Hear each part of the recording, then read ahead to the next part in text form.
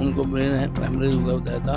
उन्हें हम पहले राम सिंह हॉस्पिटल ले गए, उन्होंने रेफर कर दिया पंत हॉस्पिटल में। पंत हॉस्पिटल में ले गए, वहाँ उन्होंने कहा हमारे पास बेड खाली नहीं है, आप इन्हें लोकनायक ले जाइए। लोकनायक वालों ने कहा कि हमारे पास इस चीज़ का इलाज नहीं है, आप इन्हें आरएमएल हॉस्पिटल ले जाइए। आरएमएल हॉस्पिटल पहुंचे, वो कहने लगे कि हमारे पास 7 वेंटिलेटर है, हमारे पास 7 वेंटिलेटर्स में फुल है, आप इन्हें सफदरजंग हॉस्पिटल ले जाइए। हम सफदरजंग हॉस्पिटल लेके जहाँ उन्होंने एडमिट किया, इमरजेंसी में भी शिफ्ट किया। सुबह उन्होंने हमें कहा कि हम इनको रूम में शिफ्ट कर रहे हैं। हमने उन्हें मना किया कि वहाँ वेंटिलेटर, हमने पूछा करे वहाँ वेंटिलेटर की व्यवस्था नहीं है, आपको हाथ से पंप देना पड़ेगा। उन्होंने कहा कि वेंटिलेटर शिफ्ट मत करो, अभी उनकी जान चली। कहते कुछ नहीं होगा, आप इन्हें सिर्फ हाथ से पुश करते रहिए। इनकी बहुत हमने गुजारिश की कि हमें 3 घंटे का, आज संडे है, मंडे तक का टाइम दे दीजिए, मंडे को हॉस्पिटल खुलेंगे, हम शिफ्ट कर लेंगे। पर उन्होंने वो नहीं माने, उन्होंने रूम में हमें शिफ्ट करने के लिए बात की। जैसे ही रूम में शिफ्ट किया, अभी रूम में पहुंचे भी नहीं थे कि वहाँ गुब्बारे से वो पंप दे रहे थे, उनको पहुंचते ही वहाँ रास्ते में ही इनके ये आरोप है कि उनको प्रॉपर तरीके से इलाज नहीं मिल पाया है, वेंटिलेटर पे रखा जाता तो शायद उनकी जान बच सकती थी। इनको किसी के खिलाफ शिकायत नहीं करनी है, बल्कि इनको एक जो चेहरा है दिल्ली के अस्पतालों का वो दिखाना है, चाहे वो केंद्र के अस्पताल हो या दिल्ली सरकार के अस्पताल हो।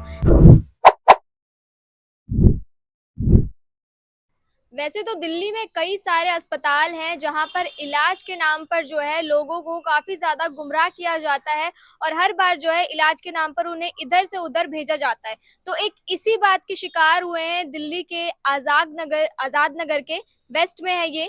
तो यहाँ पर एक परिवार है जिन्होंने ये सारी चीजें झेली हैं दिल्ली के अस्पताल में।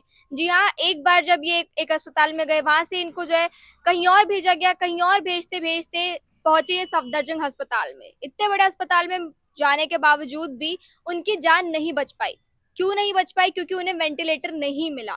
और पूरी क्या कहानी है वो आज हम इनसे सुनेंगे कि आखिरकार किस तरीके से जो है दिल्ली में इलाज नहीं मिल पा रहा है लोगों को। मिडिल क्लास आदमी हो या कोई गरीब हो, किसी को भी जो है इलाज नहीं मिल पा रहा है। बहुत ज्यादा जो प्रशासन है इसमें ढिलाई करी और डॉक्टरों का भी रवैया काफी ज्यादा बुरा रहता है। तो इन सारे मामलों पे आज हम बात करने वाले हैं। क्या नाम है आपका? रमेश कुमार भाटिया। क्या हुआ था? उनको ब्रेन हेमरेज हुआ बताया था। अब क्या, उन्हें शुक्रवार शाम को ब्रेन हेमरेज, किनको? आपके? मेरे छोटे भाई लगते हैं, उनको हुआ था। उनका नाम गुलशन भाटिया है। उन्हें हम पहले राम सिंह हॉस्पिटल ले गए, उन्होंने रेफर कर दिया पंत हॉस्पिटल में।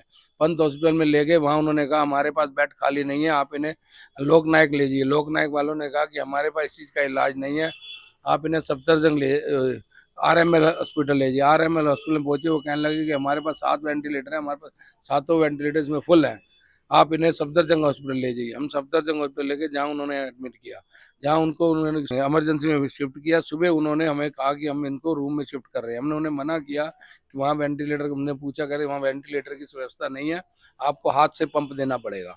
हाथ से पंप देने की वजह से हम उन्हें कहा कि वेंटिलेटर शिफ्ट मत करो, अभी उनकी जान चली। कहते कुछ नहीं होगा, आप इन्हें सिर्फ हाथ से पुश करते रहिए। इनकी गुब्बारे से आप इनको पुश करना है, सिर्फ एक आदमी की ड्यूटी रहेगी 24 घंटे इनको पुश।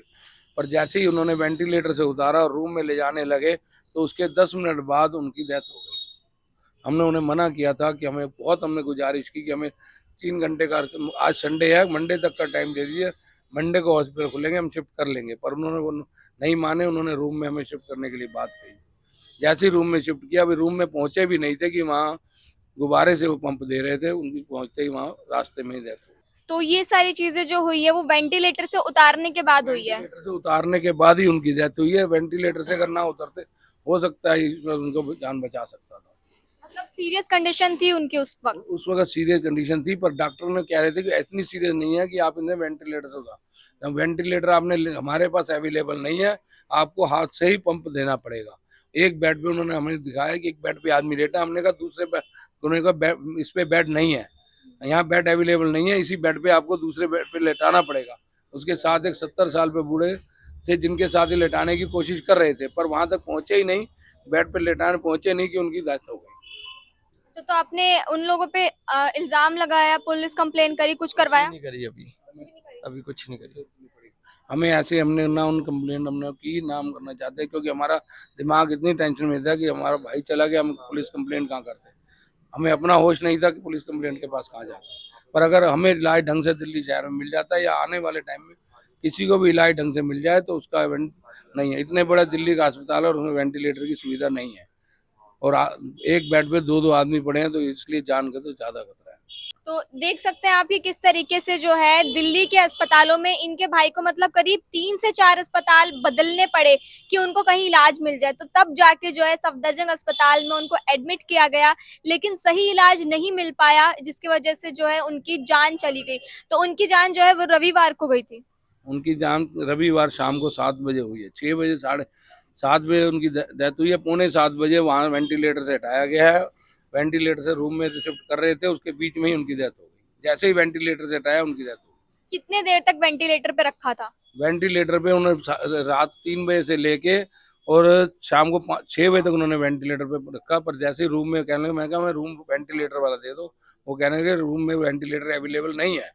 मतलब करीब 3 घंटे वेंटिलेटर पे रखा उनको। 3 घंटे वेंटिलेटर पे रखा। उसके बाद में हमने उन्हें वेंटिलेटर जैसे ही हटाया, उन्होंने कहा वेंटिलेटर नहीं है, आपको हाथ से पंप देना है दे दीजिए, नहीं तो हमारे पास नहीं, जाओ इसका इलाज ज़्यादा दिक्कत है तो आप इन्हें प्राइवेट ले जाइए, प्राइवेट में जाकर अपना इलाज कराइए।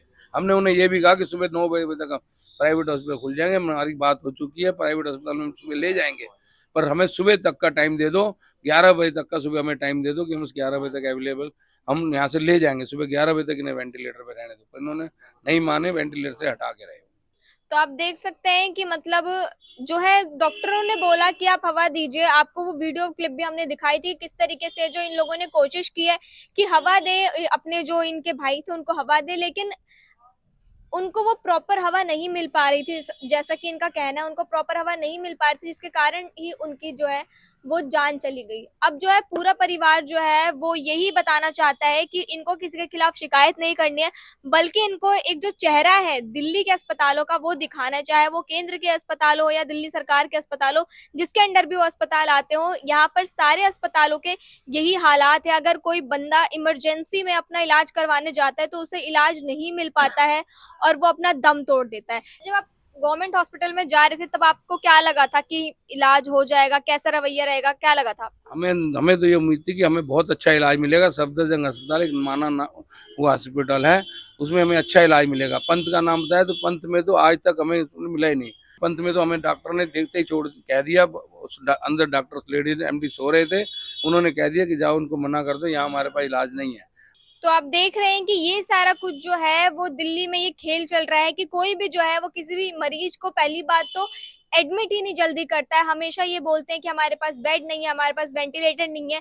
तो दिल्ली में इतनी ज्यादा जो आबादी है वो कहाँ जाएगी? प्राइवेट हॉस्पिटलों के फीस इतने ज्यादा होते हैं कि एक मिडिल क्लास और जो गरीब लोग होते हैं वो तो बिल्कुल भी अफोर्ड नहीं कर पाते। अमीर जो है वो कभी मुड़ के भी सरकारी अस्पताल की तरफ नहीं देखते, क्योंकि सबको सरकारी अस्पताल के हालात पता है। वैसे बीमारी क्या थी आपके भाई को? हमारे भाई को ब्रेन बताया था कि दिमाग में क्लाउज है, उसका ऑपरेशन होना है, तो हमें ऑपरेशन करेंगे। पहले इसको दवाई से ठीक करेंगे, अगर दवाई नहीं ठीक होगा तो इसका ऑपरेशन करेंगे। कितने टाइम से आपके भाई को ये परेशानी थी? परेशानी शाम को 7 बजे हुई थी। मतलब अचानक से ही पता चला कि उनके दिमाग में चीजें, पहले से कुछ भी नहीं पता था? पहले उनका इलाज आज से चल रहा था, उनको आज से 2 साल पहले उनका इलाज चल रहा था, दवाई प्रॉपर ले रहे थे, तभी उसके बाद अचानक उनको अटैक आया। ये सारी घटना जो मैं आपको बता रही हूँ ये है 5 नवंबर की। 5 नवंबर के दिन ही जो है इनके भाई ने दम तोड़ा था सफदरजंग अस्पताल में, और इनके ये आरोप है कि उनको प्रॉपर तरीके से इलाज नहीं मिल पाया है। वेंटिलेटर पे रखा जाता तो शायद उनकी जान बच सकती थी।